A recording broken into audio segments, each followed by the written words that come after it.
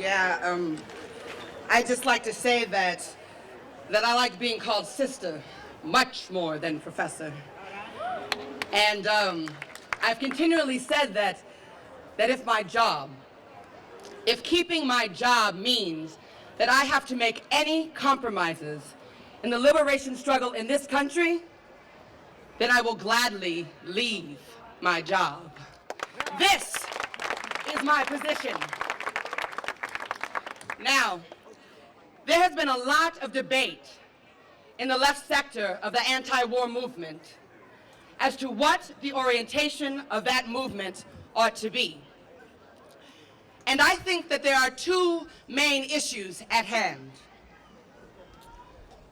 One group of people feels that that movement, the anti-war movement, ought to be a single issue movement, the cessation of the war in Vietnam.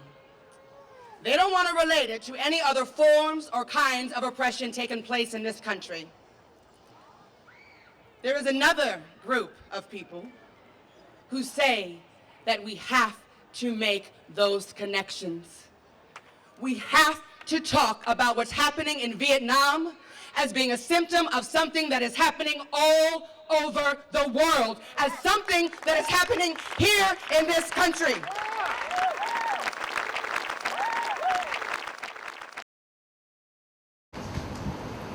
See, we have not only the right to speak out, we have an obligation.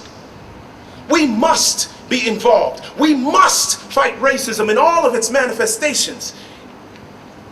We must also look truthfully at this land of the free and home of the brave. And remember that there is another side to that land. A side better known to the rest of the world than most of America. There is another America, and it is an ugly one.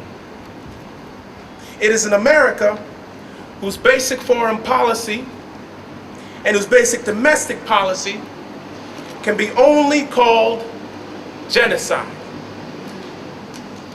When we look at the America that brought slaves here once in ships named Jesus, we charge genocide. When we look at the America which seized land from Mexico and practically destroyed the American Indians, we charge genocide. When we look at all the acts of racist exploitation, whether it was for this nation has committed, whether it was in the name of manifest destiny or anti-communism, we charge genocide.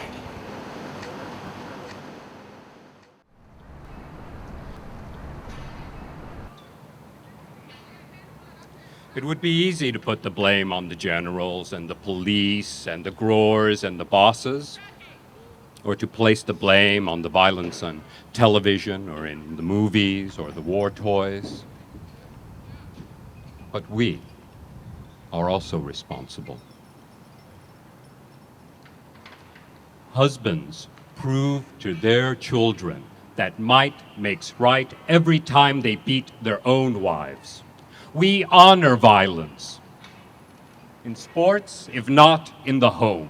We insist in our own way of life. We grab for security. We trample over other people.